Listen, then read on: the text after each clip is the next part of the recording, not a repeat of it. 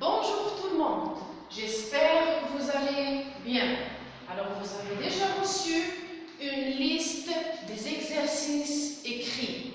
Aujourd'hui, on va essayer ensemble de faire la correction. On va commencer par la grammaire.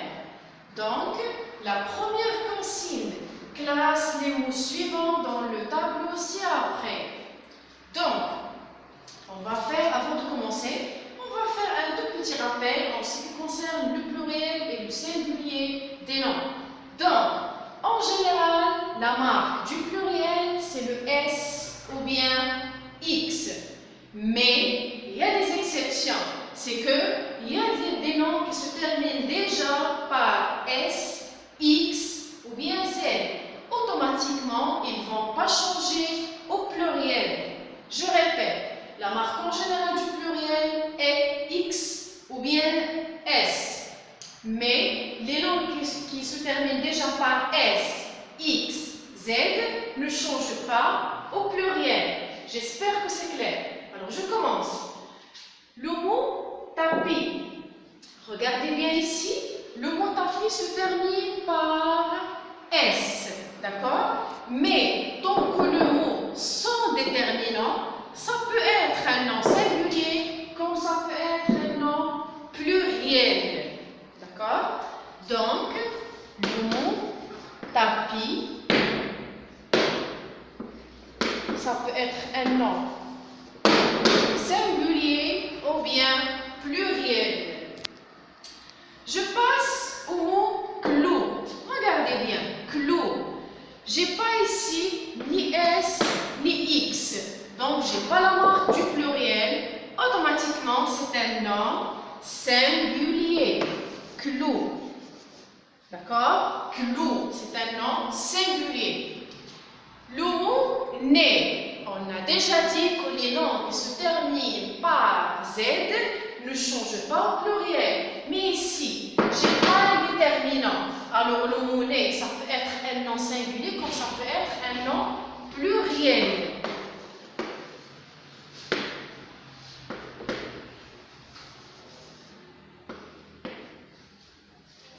Le mot canot. Alors, regardez bien, le mot canot se termine par X. Alors, X, on a déjà dit que X, c'est la marque du pluriel. Donc, canot, c'est un nom pluriel. Très bien. Alors, le mot bateau. Regardez bien bateau. Est-ce qu'il se termine par S? Bien sûr que non. Par X? Non. Donc, c'est un nom singulier. Bateau. Alors, le mot chaud. Alors, chaud se termine par X, par la marque du pluriel. Donc, c'est un nom pluriel. D'accord? Alors, le mot travail. Travail, regardez bien, je n'ai pas la marque du pluriel. Donc, comme je n'ai pas la marque du pluriel, c'est un nom singulier. Donc, travail, c'est un nom singulier. Le mot chacal, regardez bien ici, se termine par S. Et S, c'est la marque du quoi? C'est la marque du pluriel. Alors, c'est un nom pluriel.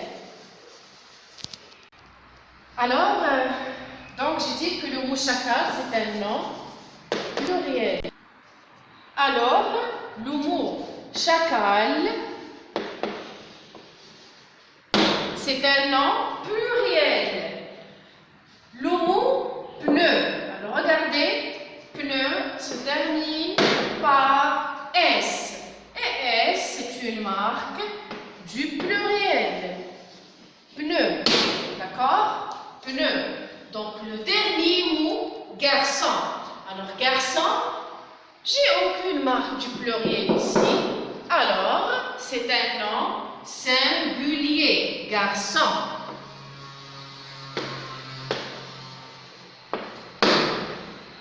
D'accord? Alors, comme vous par X ou bien par S, ce sont des noms pluriels. Et quand je ne trouve pas la marque du pluriel, automatiquement, c'est un nom singulier. Et bien sûr, les noms qui se terminent par S, Z, X, tant que ne change pas au pluriel, alors ils peuvent être des noms singuliers comme ils peuvent être des noms pluriels. Passons au deuxième exercice. D'accord? Mets les phrases suivantes au pluriel. Alors, il récite la leçon. Alors, je vais transformer cette phrase du singulier au pluriel. Alors, je commence. Il, c'est un pronom personnel. D'accord? Alors, c'est quoi le pluriel de il? C'est il avec S. D'accord? Il avec S. Alors, elle récite. Regardez ici, j'ai le pronom personnel il avec S. Alors, automatiquement, tant que ici j'ai le présent, c'est le verbe réciter au présent. Donc, récite. La terminaison, c'est E-N-T. D'accord? Alors, il récite. Ici, on a le déterminant la. D'accord? Donc, là, le pluriel de la, c'est les. D'accord? Elle récite les. Et je passe au dernier mot, le sang. Alors, le sang, bien sûr, je vais ajouter quoi? J'ajoute la marque du pluriel. Alors, j'ai déjà dit qu'en général, la marque du pluriel, c'est le S. C'est clair? Donc, il récite les leçons. Je passe au deuxième phrase. Je passe à la deuxième phrase, pardon. Donc, le chat attaque la souris. Le chat attaque la souris. Donc, je commence par le déterminant défini le. Donc, c'est quoi le pluriel de le? C'est les. Les. Le mot chat. Alors, regardez ici. Chat, c'est un nom normal. Donc, la marque du pluriel, c'est quoi? C'est le S. D'accord? Alors, en général, la marque du pluriel, c'est le S. Donc, les chats. Très bien. Ici, j'ai attaque. Alors, regardez bien ici. J'ai le mot le chat. Alors, le chat remplace quel pronom personnel? Il remplace le pronom personnel il. Alors, on sait tous que la terminaison au présent, c'est E. D'accord? Mais ici, j'ai les chats.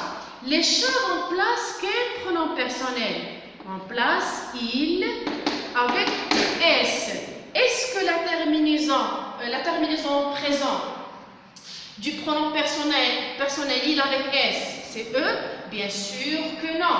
Donc, c'est E-N-T. Au présent, bien sûr, c'est le verbe attaquer au présent. Alors, E-N-T.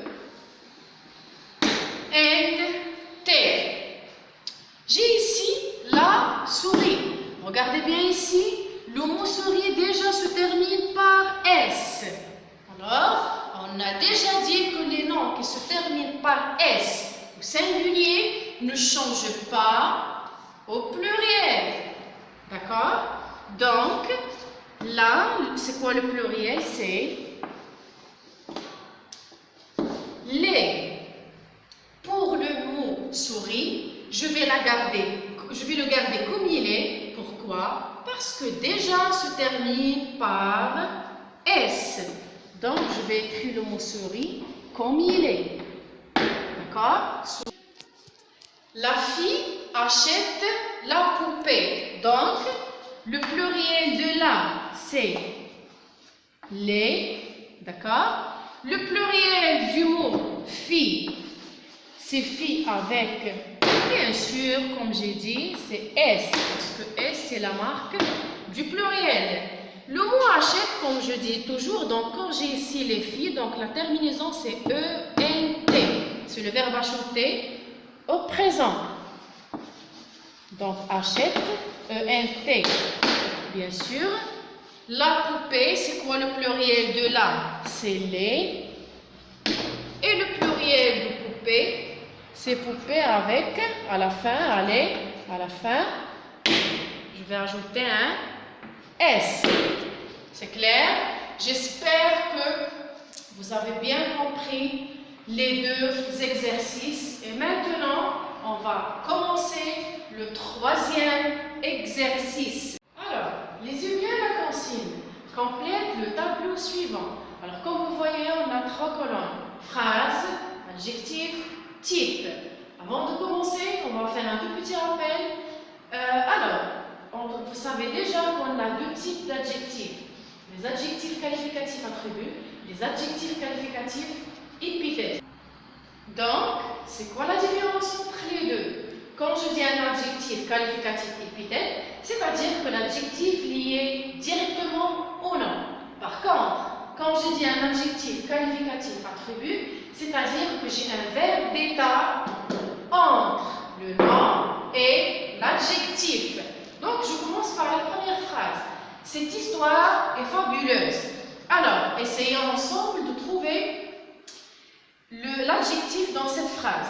Alors, je pose comment? Comment est cette histoire? Cette histoire est fabuleuse. Alors, fabuleuse, c'est l'adjectif. Fabuleuse, ça veut dire célèbre, très connu. D'accord? Alors, fabuleuse, c'est l'adjectif. D'accord? On passe maintenant au type. Alors, regardez bien ici. Tant que j'ai le verbe d'état, alors c'est un adjectif qualificatif attribut.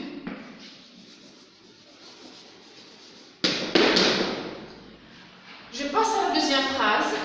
C'est une femme élégante. C'est une femme élégante. Alors l'adjectif. Comment est cette femme? Cette femme, c'est une femme élégante. Donc élégante, c'est l'adjectif. D'accord? Élégante,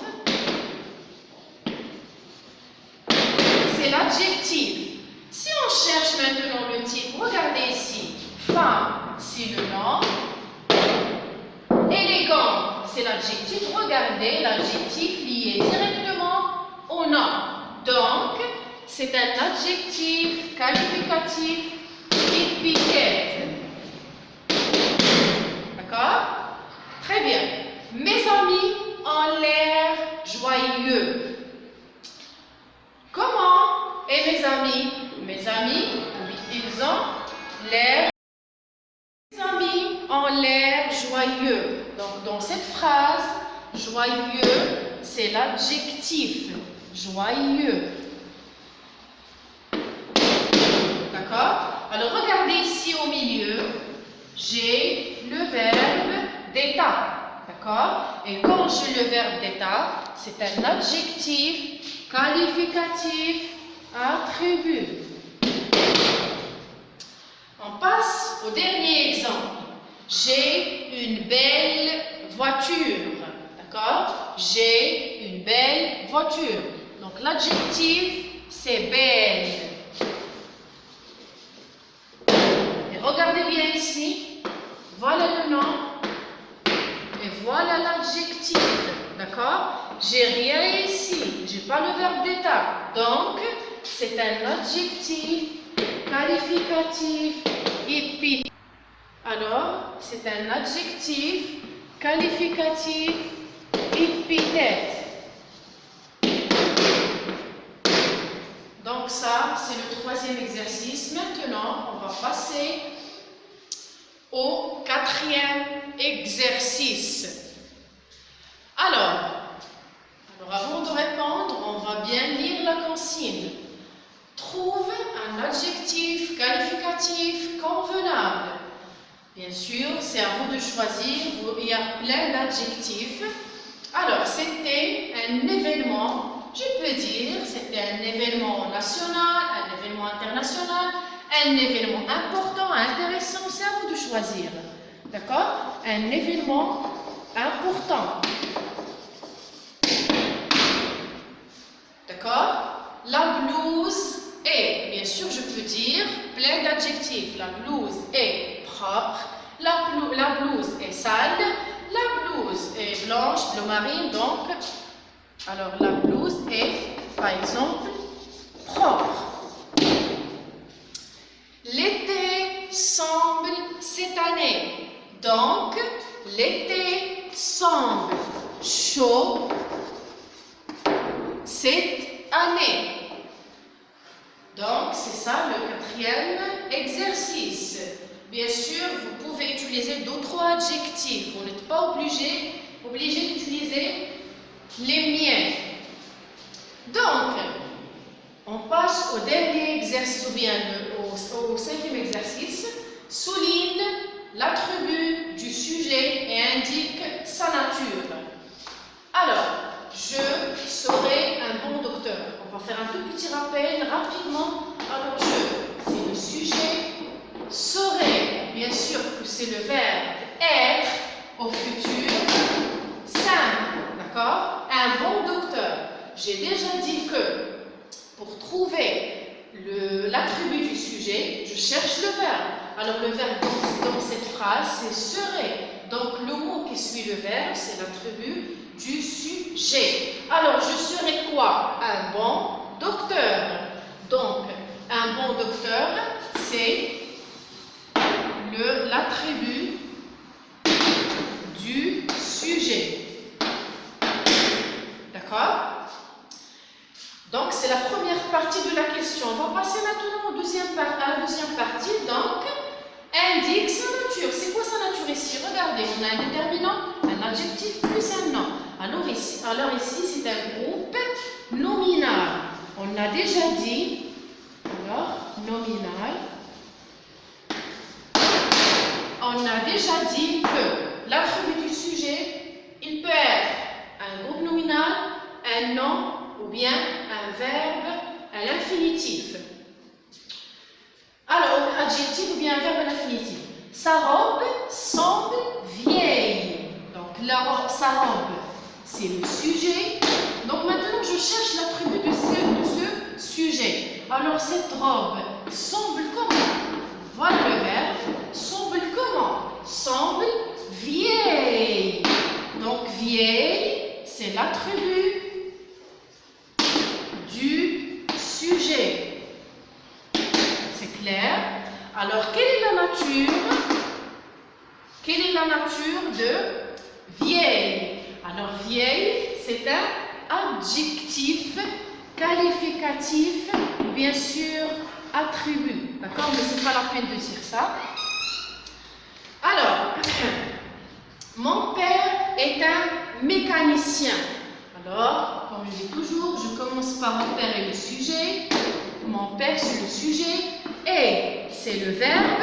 Un mécanicien, c'est l'attribut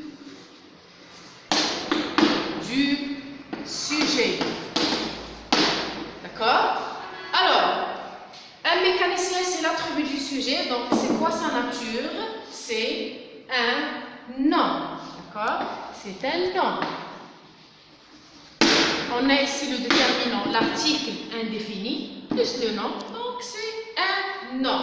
Et c'est terminé pour le cinquième exercice. On passe maintenant au dernier exercice. Alors, souligne l'attribut du sujet et entoure le COD.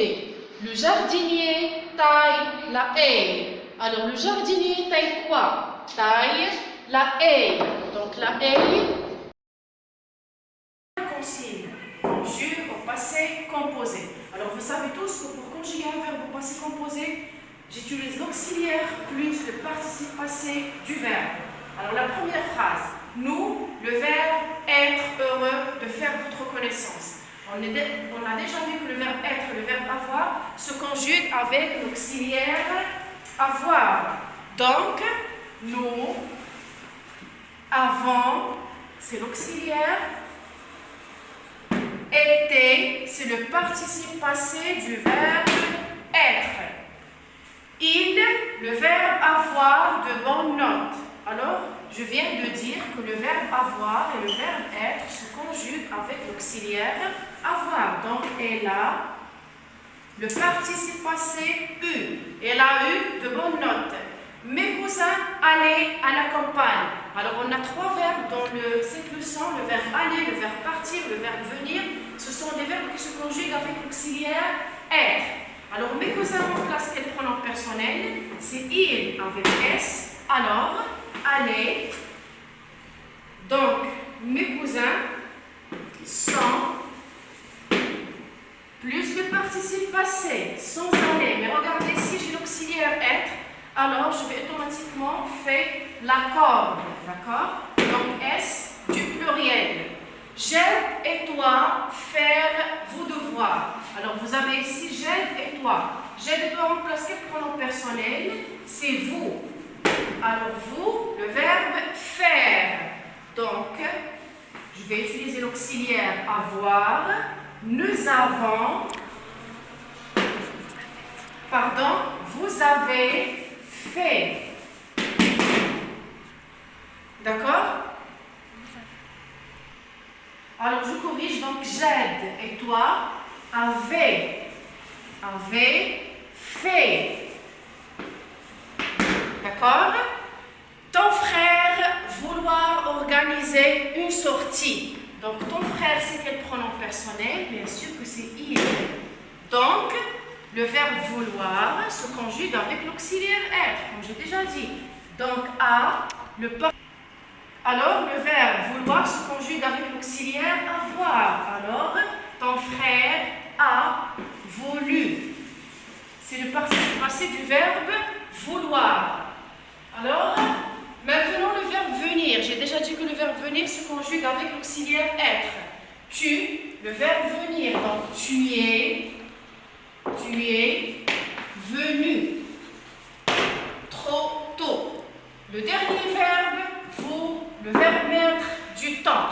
Alors, vous, le verbe mettre se conjugue avec l'auxiliaire avoir. Donc, vous avez mis. C'est le participe passé du verbe mettre.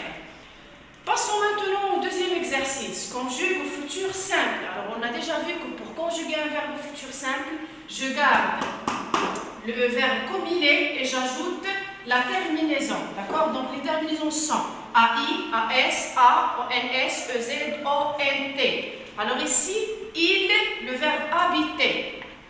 Elle, le verbe habiter, donc c'est A. Elle habitera en ville. Samira et ses copines, le verbe envoyer. Donc, j'ai déjà dit que le verbe envoyer, c'est une exception. D'accord? Alors, enverront.